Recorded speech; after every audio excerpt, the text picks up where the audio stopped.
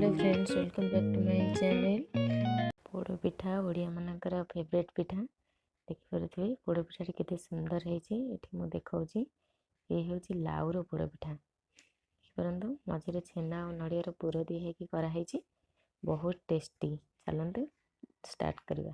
मुझे अरुआ चाउल नहीं गोटे घंटा पानी में भिजे छाड़ी देती। बेसी भलसे भिजी जाइए मुझे छाणिकी नहीं जाइए। देखिपे अरुआ चाउल को मुझे छाणिकी ये नहीं जाइए। आम मिक्सचर जार दे ग्राइंड करने। देखिपे चाउल को मिक्सचर जार दे देती। एबे आम भल भाव प्लेन करी पेसी नवा। ये मुझे भल भाव पेसी देली। देखिए चूना आमर के बढ़िया है। अरुआ चाउल चूना प्रस्तुत हो गला। एमती भाव में मु सबुतक चाउल को चूना कर नौची।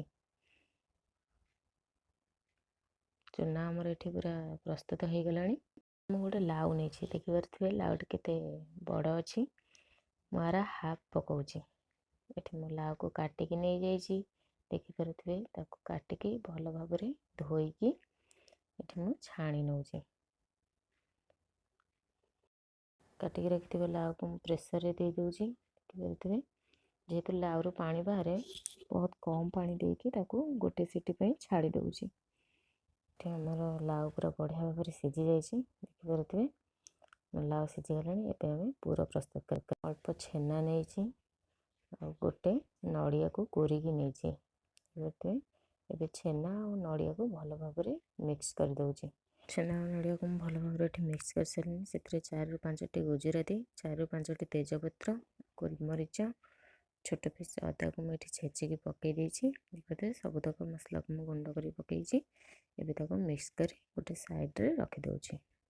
ये मुझे 700 ग्राम क्षीर नहीं। गोटे हांडी पानी देती 1 केजी चीनी देती सीझे लाउ को पकई स्वाद अनुसार लुण पकई। आपने जी चूना करेंगे से अनुसार पानी देवे। एवं मु पोड़ पिठा प्रस्तुत कर मिक्सटा को बसई देती चूल्हे उपर। से तेजपत्र गुजराती अदा छेचा अदा गोलमरीच गुंड को पकई देती। छेना आमर मिक्स हो भल भाव में पुणी थे ताकू आम से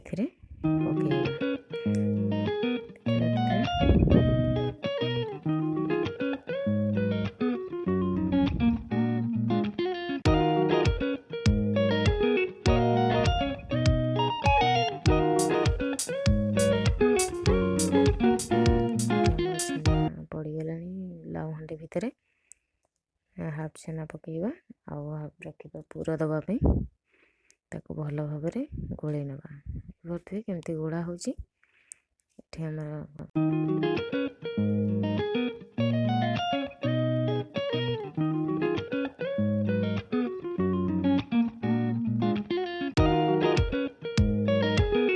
भल भाव फुटिला। से चूना आड करवा रखिथिबा चाउल चूना अल्प अल्प कर सबुतक चूना को पकईदबा।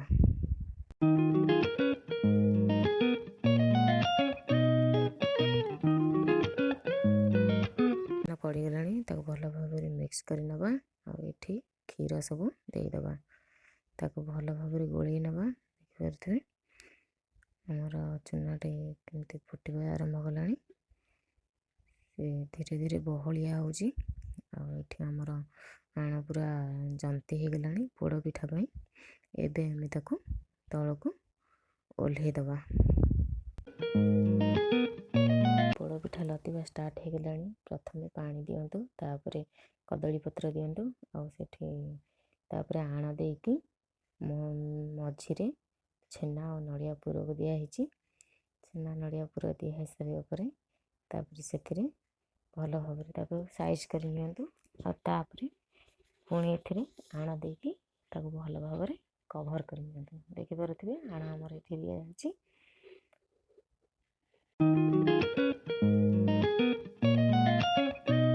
आमर पिठा पूरा कभर कंप्लीट ये पोड़ी हाँपाई घसी लदा सरला।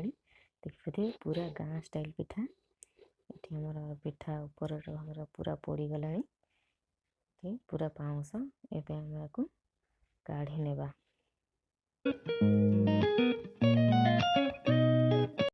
ये ଏଠି ଆମର ଲାଉ ପୋଡ଼ ପିଠା ପୁରା ରେଡ଼ି ଦେଖିପାରୁଥିବେ।